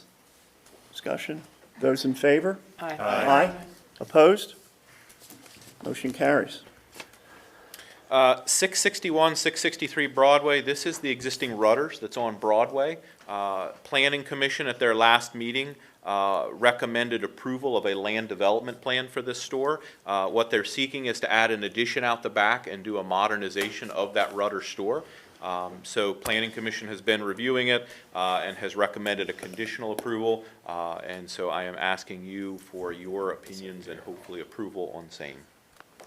Isn't there an alley in the back of that? There is, There's but a they lot have there. space between the alley and their existing building that they can expand. So can we have a motion to So motion, Scott. that? And a second? Second. Okay. Discussion? Comments? Those in favor? Aye. Aye. Any opposed?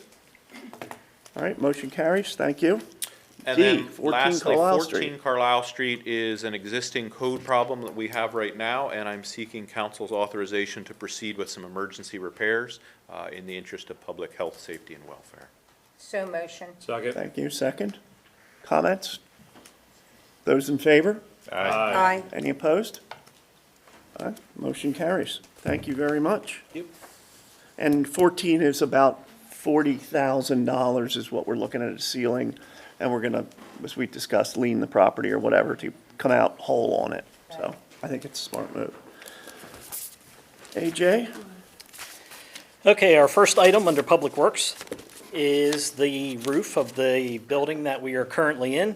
So this went to council. Council agreed that we should pursue the repair and replacement of the roof. We all know about the leaking issues. In May, the Public Works Committee went over possible purchasing for this project, the typical bid process versus a capital planning pre-bid network, basically. So KPN, which is in your memo here, would allow us to go through with this process without the formalized bid. All of these items and the actions to be done are pre-bid. The borough is allowed to be part of this network. And allows us to save time in both money and materials. We don't have to bring on our own engineer and architecture firm to go ahead and make the recommendations in writing up the RFP, bringing in multiple tours for multiple groups to see the roof, and giving us differences in opinion of how the roof should be repaired. So the contract that I've included in your packet, the total comes to, that you have in front of you, is $292, $11.86. This is a very detailed and in-depth work order that they have provided to us for Now, all that's- of the things that they will be. That's tear off and replace. It's not Correct. just put a roof on. Correct. More So than that. it's also Yeah. building up A lot more than insulation.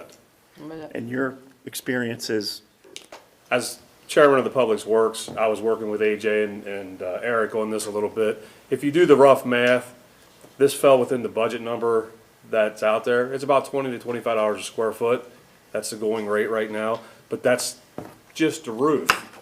Now they're doing the elevator shaft, if you guys read that breakdown of the amount of work or what the scope of work was, it's a lot more than just a roof project. There's a lot of power windows and Because stuff here's like another that. example of where we let something get away from us. Yep. And now we're at the point where we have to do a complete replacement and deal with it this way. I was checking on the price of rubber, 062 thick rubber membrane, and it's like 5 times what it was a year ago. Yeah, because it has oil in it. Well, because they can get it, but yes, and it has oil in it, so. So as Counselor Kress mentioned, this isn't just the tear off and replacements, building back up of the insulation. We have an elevator shaft that has its own roof up there. When we decided to go this route, we decided, let's go all in for everything and get this all done. So the coping around the top, basically every issue that our roof has. We have a strange connection to a neighbor over here, all these things in very fine detail. What's the warranty comes with this? It's a 20-year warranty, 2-year warranty on work. They're adding some walking padway up there for in case we do have access issues, which Public Works does get on top of this roof often for different things, elevators and elevator inspections, when we have a lot of snow, those kind of things. There's a couple pieces of good news in this, even though it is, it's certainly a lot of money to consider. This is when these were pre-bid in January of 2022. No matter when they get to this job, these prices will stay. No one else is offering that anymore. And it is spec'd at the 062 rubber, they can't come Yes, in with correct. 031 or something. So now, on top of that, we were able to actually do a little bit of negotiating with them, which isn't often the case in these kind of contracts. A couple different things that Public Works is able to do. And also a big thing was because we have our own trash service, getting rid of that fee. So that, we're taking this down almost $10,000 to $283, which is the updated contract, which you will see by next time. We've been working this out over the last few days. So we've been able to, we were able to squeeze a little bit more value out of this That's good. contract. All right, so we need a motion to approve this. So motion. Second. Second. Any comments? Those in favor? Aye. Any opposed? Okay, you're done. Very good. Transfer station, please. So transfer station hauling bid, the current hauler has had their counselor notify our solicitor that they basically intend to default on the contract. As you see listed here, these are our options to basically wipe the slate clean, start over, and find ourselves either a new or renegotiate that contract with a new hauler or the same hauler. And this would integrate fuel adders or subtract, or a fuel factor, we'll call it. Escalator and de-escalator. Right. So both sides would basically be protected. This wasn't typically in a contract. It wasn't necessarily an issue. Fuel rose, then it went down. We thought it was going to stabilize. We thought we were at a good point. Unfortunately, we all know the world that we're in now. So this makes this a necessary step and kind of avoids litigation. Can we get a motion to approve it? Gary? We're going with the rebid option? Yes. Yes. Second. Second? Second. Any discussion? Those in favor? Aye. Any opposed? All right, fleet management. Do we have to do all there, Dory, or is it all included You have to in do one? 1, 2, and 3. Does the motion have to include the reject? I think it should include all three of those. Right. Yeah, so they're not options. This is all one package that Okay. you're voting on. Just wanted to make that Yeah. clear if everybody's good. understands. There. We did get a kind of brief on it in executive Yeah, session, right. so we're, Yeah, I just wanted to make it clear. It's not, No, you it got it. wasn't an option, it was all three.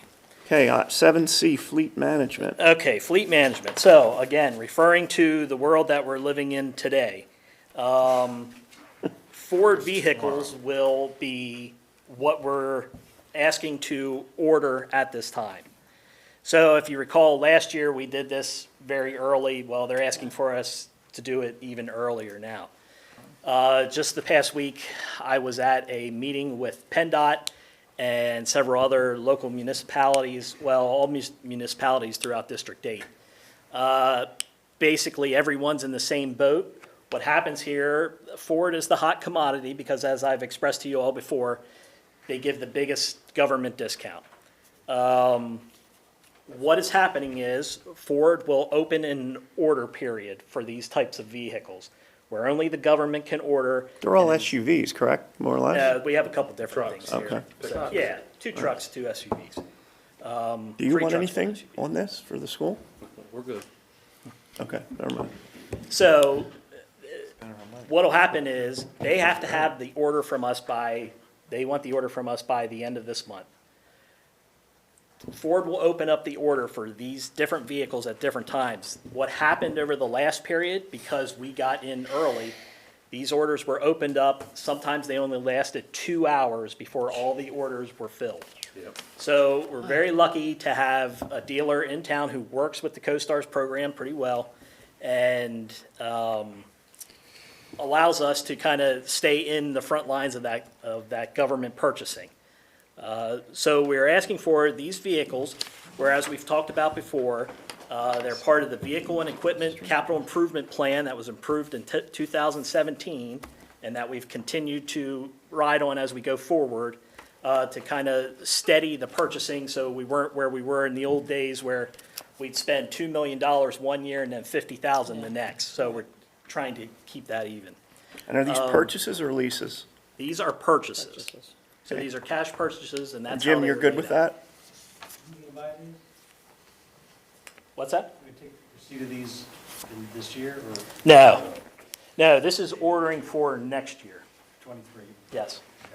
Yep. Would you just come back with some sort of concurrence or recommendation on the financing, whether we buy them, lease them, however? To me, that's Yeah, so- separate CoStar, you discussion. gotta buy. How is right now? We're buying it. Right. We're buying them. And CoStar buy, right? We're Yes, buying these, these. when we're under that $200,000 mark, typically, Yeah. that's what we would do. We would buy Right. cash, we get that government program, so there's no sense in trying to spread that out, Mm-hmm. where you kind of lose that efficiency. So we'll start at the beginning here. There's 2 police vehicles, one for $45,500, that's a marked utility interceptor. A marked F-150 responder, that's $50,295.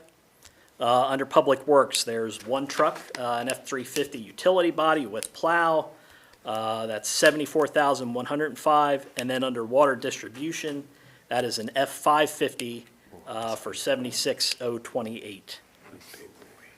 Okay, so you need a motion to approve that? To approve the order. Second. Second? Those in favor? Aye. Any opposed? Okay, motion carries. Okay, so there's a second part of this, page 2 of your memo, that we also went through. There were some things that kind of got caught up in this, and we did discuss this a little bit in the Public Works or the Public Safety, maybe both. Some vehicles just skipped production years. Some vehicles, we were not able to get in on that build time. This is one of those vehicles. It's a Ford Transit van. So originally, we had budgeted for 2022, $31,000 for a low roof transit van. They're still not, this production hasn't begun.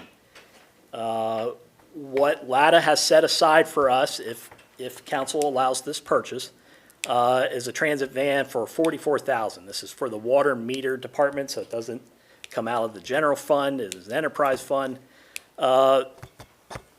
So the difference there of $13,000, what I would say though, is if we continue to hold on and wait for our order, who knows what the price of that van will be when it does actually get done and finished. Now, these all come the right color, so we're not playing the We don't do that anymore. buy and paint switch or Correct. whatever you, okay, good. Correct. All right, so you need a motion to approve that? So moved. Second? Second. Those in favor? Aye. Opposed? Good One job, more item. AJ. One more, what's that? Good job, keep going. All right, one more item. And Running this is out a of money much now. more less expensive one. This one had actually the opposite effect, where you have to wait in line to get all kinds of other things. This is a line painter, which does our crosswalks, parking lots, some of the street painting lines. It's a replacement for a 20-year-old machine that was scheduled to go in '23. It's not gonna make it till the end of the summer. We How can much? get this for 8,500. That's even a negotiated reduction off of 11,000 because there is a glut of this equipment for some reason. That's Those, one of the things we motion can to get. approve? Second? Second. Those in favor? Aye. Opposed? Tim, you're gonna get to play with this thing too, right? We have our own.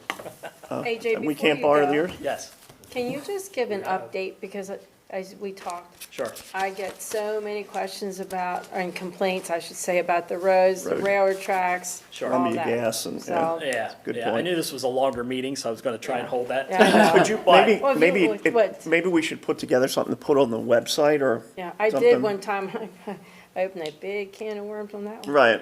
Yeah, we can certainly do that. Everyone knows Columbia Gas Projects. I was Is it just talking really about 8 this years? With Eric. Yeah, we have a long way to go. Now they're kind of being tight-lipped with information. As you know, I negotiate with them block by block, sidewalk block by sidewalk block as well. They have now hired a lawyer and 2 other engineers who come along, and it's 4 of them against me. But I will continue to fight that fight, but they're going to be here for a long time, and unfortunately, all of us bear the burden, and we all kind of have fatigue, construction fatigue, But it for is, sure. the new roads are substantially way better, but I get it, It's a lot of pain till you get to that point. yeah. So, but we continue to work on that, and I The will. one frustration like- too is roads that are closed. I know I hear, I don't get the Just have to constituent have thing, it. but you go, you're like, Christ, I don't know how to Gotta get get home. Well, you got somebody like Columbia Gas here and Meta Yeah. here and And then Borough AJ just one down. Plus, It's like Frogger on the Well, Atari. explain that this isn't, like, people think it's us doing this. And Oh, yeah. I let them know that this has been mandated. sure. So the gas company is mandated to replace their pipe, so we don't have And incidents. they're 100+ of years housing old? go up. Excuse me? Some of these pipes are 100+ years Oh, yeah, old? yeah. Over that. So in concurrence with that, we do try to plan our own utility planning. So Right. the headache happens hopefully just once. So then we try to get in there and do our water lines at the same time. So we have a couple And you've different worked things with going on. Clunk and Kate Clunk and all and gotten grants for relining of water and sewers and, yeah, I mean, it's, Yeah, yeah, it's. how many it's- miles of pipes, or how many miles of streets do we have? Is 50 or something? So PennDOT recognizes 60. What we actually have is double that. So, yeah. Maybe it's something put together that recognize, we got this many miles and this is the condition and we That'd be could, helpul. Yeah. yeah, I'll just just give look at somebody I'd a love 2 or to be 3. at that point. I just got so many balls in the air trying to get the projects through and done, but we will get there. I promise you we will get there. Okay. AJ, Yes. railroad tracks, I'm getting calls on the railroad track there at the old Revona. Okay. It's not the one at Hanover Wire where you're there between there and Shepherd's. yeah. But that one. That's terrible. Somebody said, well, it's not being used anymore and it's in terrible shape and the cars are going over that track. Yeah.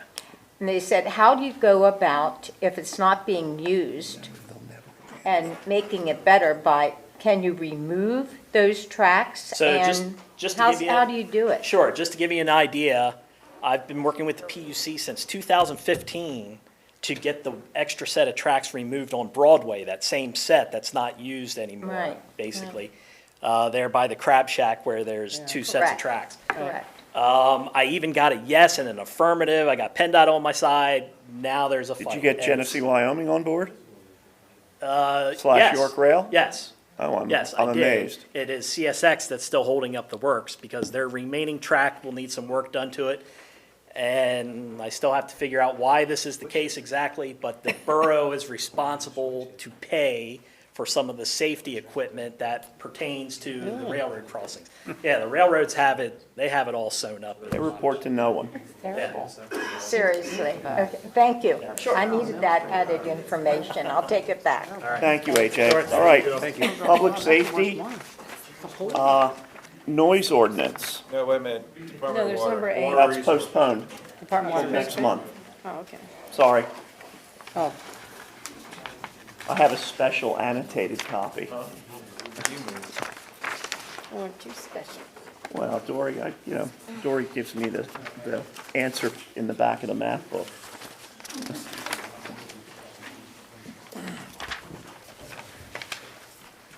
After council's guidance last month regarding the noise ordinance, you have in front of you the revised version. This is, I think, the third iteration of this.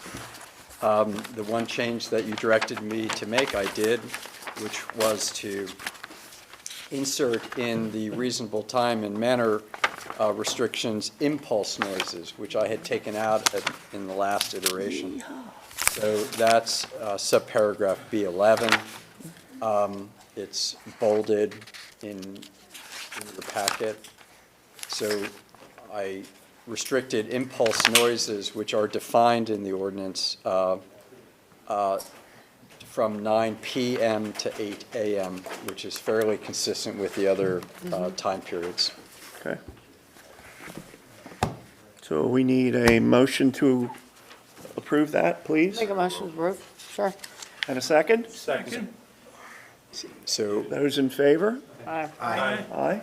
Any opposed? so it will be advertised for the July meeting Thank you. And it will take effect, that night, provided Sue Ann signs it. I mean, I walk around and that's like sitting in the back of my head and I'm here, there, and you're like, I'm thinking, All the impulse noises he makes, oh yeah, I'm signing it. Thank you. thank you. Okay, B, proposed ordinance amendments. I'm gonna give that Chief Tony, Just for one. okay? Recreational fire, so is that I set my neighbor's house on fire for fun? Okay. So, my memo to you outlined that we adopted the 2015 fire code in April of 2019. We made, shortly after that, we made some amendments to that, which would allow, because in the amendment, when we adopted the ordinance, council at the time chose to keep the ban on recreational fires and open burning. With council's approval, they approved an ordinance change that would allow portable outdoor fireplaces, the recreational fires, to be used using LP gas or propane instead of coals or wood. So you have to be able to turn it off. Correct. Okay. Correct. So when we adopted the first ordinance, it was to repeal Chapter 159, open burning in the codified ordinances. That never happened. So some of the problems that we encountered as we were trying to enforce this ordinance, which is complaint-driven, is it conflicted with Chapter 159 on the food preparation. So what this proposed ordinance does is eliminates Chapter 159, which is a 1960 ordinance, takes the definition of food preparation out of that ordinance and puts it back into the fire code, and then provides definitions from the fire code of what a recreational fire is, and find it. So we can't have plastic hot dogs out there anymore. Right. The open burning, recreational fire, the outdoor fire, portable fireplaces, provides those definitions, and then provides for the food preparation definition. In talking with Lieutenant Bunty while Chief Martin was on vacation, there were some issues with the police department when they would get called to enforce because of the conflicting ordinance. So he was able to review that while Chief was on vacation. I believe the chief did get to review it, and everybody seems to be okay with the language that we chose to use. So, All right, so we need a motion to approve it? So moved. Is that a motion? And a second? Second. Okay. Those in favor? Aye. Aye. Any opposed? Thank you, sir. you bet. I just do want to point out too that these are definitions only. It doesn't change the intent or the Right. essence of the ordinance at all, Just- other than to clear up. Does this ordinance, and just for my own knowledge, because it's under your department, your multi-municipal department, so does this affect Penn, or do they have to do the same thing? No, this is a separate borough ordinance. They have the same code adopted, but they have chosen to allow recreational fires, portable. Well, and their spaces are bigger too. Correct. And that was the issue with the previous council, was the close proximity, so. Okay. And it's driven though by enforcement, so if my neighbor's doing it, I have to call the police. Correct. I don't have time to drive around and look for Well, burn no, I pits, get it, to look so- for hot dogs. Yeah, Yeah. so we're complaint driven, just like So I think Chris Manley that, is. that makes it pretty reasonable. So an LP gas fire is still Yes. legit? Yep. The fireplaces that you can get at Lowe's. Yeah. You put the gas grill under, they have the Right. stones or the Right. lava Not for rock or the cooking, glass. just for Yeah, aesthetics, for yeah. aesthetics. Yeah. They're perfectly fine now. You just have to be able to turn it off. That's Correct. I think that's the point is, Yeah. all right, good deal, thank you. Thank you. 316 Broadway. This is a real quick, easy one. In your packet, you have a picture of the front of this business at 316 Broadway. It's now Costa Oil. I think that's an old picture. Basically, they're just asking for some parking restrictions on either side of their driveway. They requested. They're one of the properties that go between Broadway and Chestnut on the one-way sections, correct? Yep, that's correct. They have trucks making deliveries coming in and out of their businesses. It is a pretty tight area for big trucks to get in and out of there. They requested 12 feet on both sides. We came back with 10 feet to the south and 12 feet to the north, which allows to keep the same number of parking spaces on Broadway and make accommodation for trucks getting in and out. And the police are on board with this? Okay, a motion? Second? Second. Those in favor? Aye. Opposed? Okay, turning restrictions. I'm picking it up. So this was presented to Public Safety the other week and forwarded to council for approval. This actually started with a letter of concern from Dr. Singer over at York and Walnut Street about the number of accidents over there, primarily with vehicles trying to traverse the intersection. Along with that, identified the intersections of Baltimore and Walnut and Frederick and Franklin as having similar issues. Traffic studies were completed at all three locations. In the last 5 years, York and Baltimore streets at Walnut Streets both had 18 accidents. There was 10 at Frederick and Franklin. The majority of those accidents are proceeding without clearance, where a vehicle will stop at a stop sign but try to cross or make a turn from the side streets and either get clobbered by through traffic or hit through traffic. And we were identifying that a lot of times the accidents within the timeframes of the requested restrictions were occurring because of limited sight distance. One, because of backed up traffic volume, due to traffic volume, backed up traffic, and two, the meter parking along the roadways, adding to site issues. Can we have a motion to approve that and a second? Second. Those in favor? Aye. Any opposed? Thank you. I wasn't trying to cut you short, Chad, I was just trying to, Trying to get done. I'm getting I get the motion, or I get the drift, that's it. I'll be quick too, so. Governance and policy? Yep. All right. This went through our Governance and Policy Committee. What this is a policy which would require any employee who is mandated to receive some training or certification for CDLs, for Police Academy or Fire Academy to pay back the borough if they stay less than 3 years.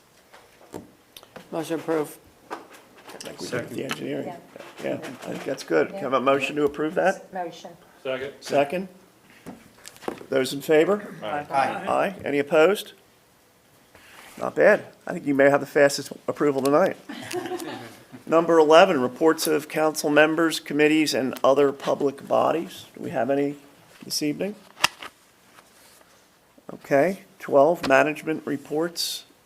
They're in our packet. Okay.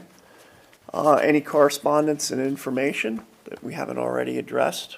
I do have information. I don't know exactly what, but I know that Justine was recognized by Main Street for, I don't know exactly what it was for, but you got a recognition by Main Street, Big Main Street? Yes. Yeah. We were accredited for our year, last year, as a Main Street program. We are now a nationally accredited program again. Is that what you're referring to? Yes, but you got a specific, Oh, mine. what's yours? Influential person of the year in That's it. business. I couldn't remember the by exact term. York Daily Well- Record. well Yeah. deserved. Congratulations. Thank you very much. Thank you. Yeah, well done. Outstanding. Okay. Number 14, additional public comment. Anyone here? And then if not, we'll see anyone online. Nobody's watching. Anyone here in the audience want to? Short-term rentals over. Okay, how about, can you gentlemen see if there's anybody left out there? Nobody's There in is the- none. Cyberspace? There's nobody. That would be item 15. So moved. Second. Any discussion? No? Thank you all. Josh said That would be, he cares about. is it?